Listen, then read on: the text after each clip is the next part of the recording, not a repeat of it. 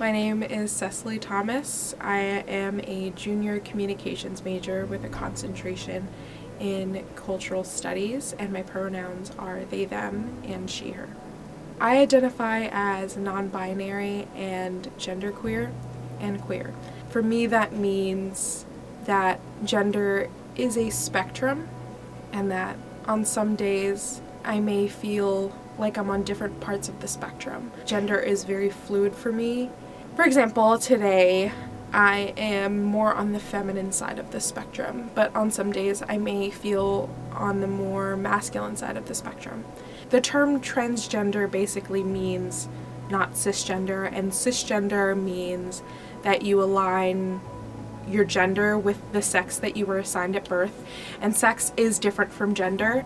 Gender is more of an experience, and it's more in the mind rather than sex, which is the parts that you were born with. There are people who I've heard who have experiences that are really terrible because of maybe the way they dress, or the way they've cut their hair, or if they've painted their nails, what kind of shoes they're wearing. Specifically on the days that I feel more masculine and I want to wear more, quote, boyish clothes, I do get looks, I do get stares. It makes me feel alienated, like I'm not a person. It makes me feel like I'm subject to my identity rather than the other things that I identify with. Like, yes, I may identify as non-binary, but I also identify as a pizza lover and a dog lover and a crocheter. You know, like there are very different aspects to my identity that people don't latch on to because this is the most prevalent. There are various things that people do that make me feel alienated and weird, and like I'm not part of the JMU community. Staring is one of them. Asking blatantly, "Are you gay?" in public. Microaggressions. Microaggressions are comments that normally have good intent, but they have minor assumptions to them that are kind of seen as rude and offensive sometimes. JMU isn't the most inclusive, and it's not the most accessible. I know some people on my campus, they have to plan out their day based on where there are bathrooms on campus. Sometimes they won't pee all day because there isn't a single-use gender-inclusive bathroom. You're not allowed to change your name on your Jack card. There are people who have preferred names and they want to change it on their Jack card, but if they're constantly seeing their dead name, that can be upsetting and triggering. There's no repercussions for professors who misgender you. If you are a cis female and someone was like, "Oh, he said this," you'd feel uncomfortable. That makes you anxious, and because there are higher levels of mental health in the queer community, it's a prevalent problem, and JMU just doesn't address it. And it's really frustrating because I get so many people like, "I had to leave class today because my professor refused to use my name. I had to leave class today because my professor refused to use my pronouns." And a lot of people may hear that and they're like, "Well, that's dumb. Like, I mean, just like get over it. It's not that big of a deal." But if you have mental health things that amplify that, if you have self-respect and you don't want to deal with that, yeah, I would leave too. When you invalidate someone's experiences with gender, it affects them a lot more than you know. Even if you're cis, I know that you wouldn't want someone invalidating your gender.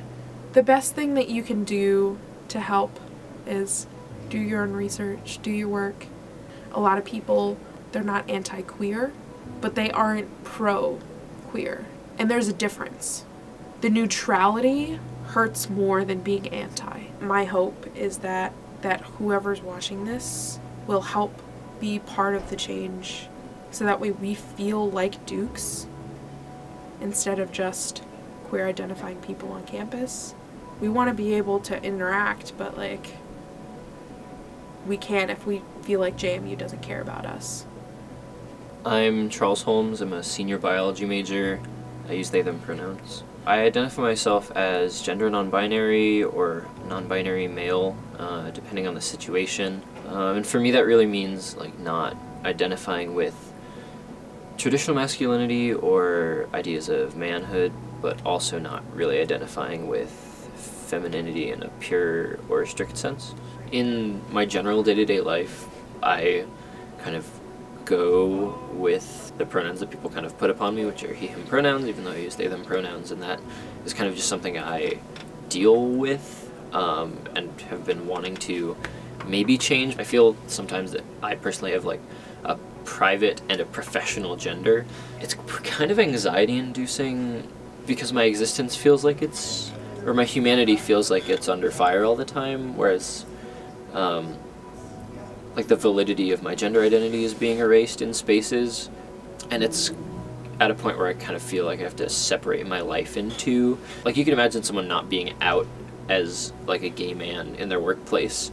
It's similar to that, where it's like it's a secret, or bringing it up would only create like kind of a hassle, and I feel that at the worst times, like, my existence is kind of a hassle for me personally, which is really a bummy way to feel. It's this constant tension of who I am and who I feel like I have to be. A lot of the time you can't really be sure whether or not someone will accept you for any aspect of, I guess, your LGBTQ+ identity, and that really forces me to be on my guard when I'm meeting new people. But that's kind of a constant wall I put up, is not being super open with people who I think may be unfriendly towards that aspect of my humanity. That phenomenon of worse mental health in general is something that you see in the transgender community and more broadly the LGBTQ+ community because of the stresses of being who you are in a society which does not necessarily accept that. My day-to-day experience often involves overhearing people being kind of insensitive about issues of gender, and that experience, hearing that on my campus where I feel like I'm supposed to be safe and feel like I belong here, kind of conflicts with that feeling of belonging at JMU.